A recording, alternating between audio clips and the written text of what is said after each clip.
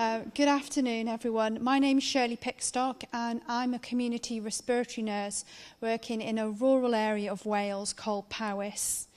And I'm going to talk to you about my role in the development of a community intravenous antibiotic service for patients with chronic lung disease. And I wanted to begin by setting the scene. Powys is a beautiful area of Wales, steeped in Celtic history. However, its rurality and access to services poses a real challenge for us. From the most northern village, Llanrhaeadr y Mochnant, to the southern town of Ystrad Gynllais, there is a distance of 112 miles.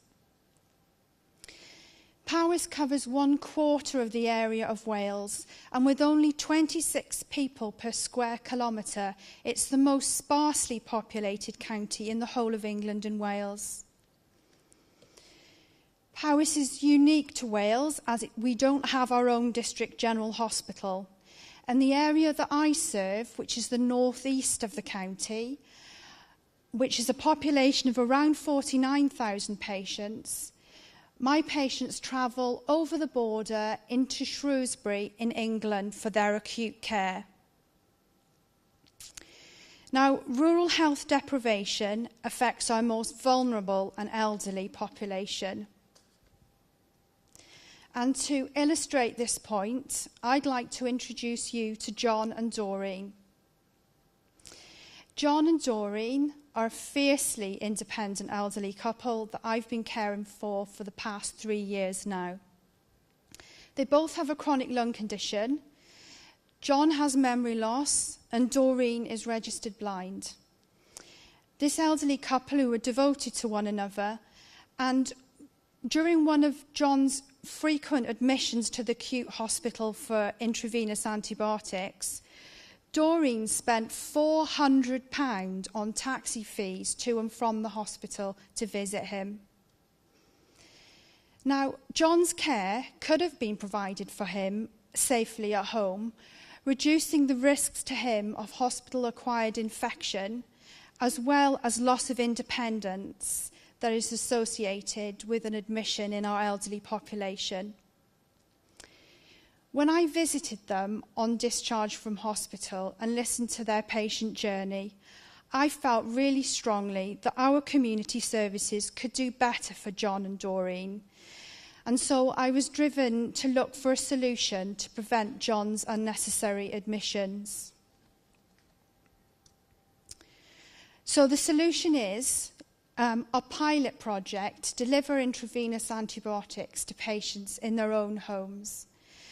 And I chose one of the 5 practices in my locality to collaborate with, as they have the highest admissions to hospital.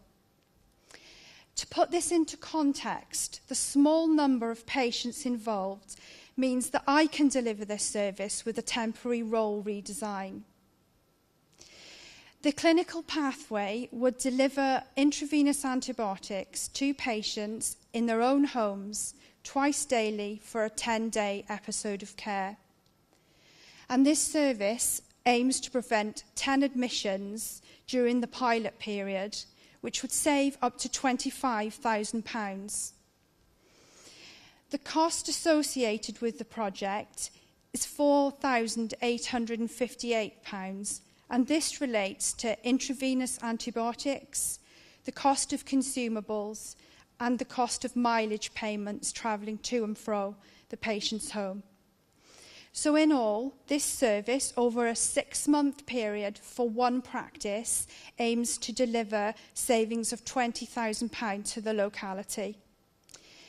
The service would also meet the national strategic drivers and our local drivers of providing care closer to home and enhancing the patient experience.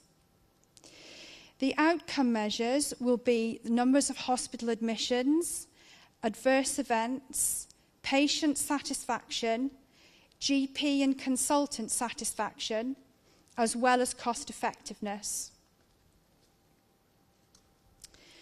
So this project will begin in October this year. This is the optimum time for the pilot due to the winter pressures on beds and the increased prevalence of respiratory illness during the winter period. The evaluation will be available in April 2014. And my vision is that this service will raise the profile of respiratory care on the local strategic agenda, that this will be a successful service and we will be able to scale this out across our locality, and that we can continue to strive to make a real difference to patients like John and Doreen with new service innovations, because this really is only the beginning. Thank you.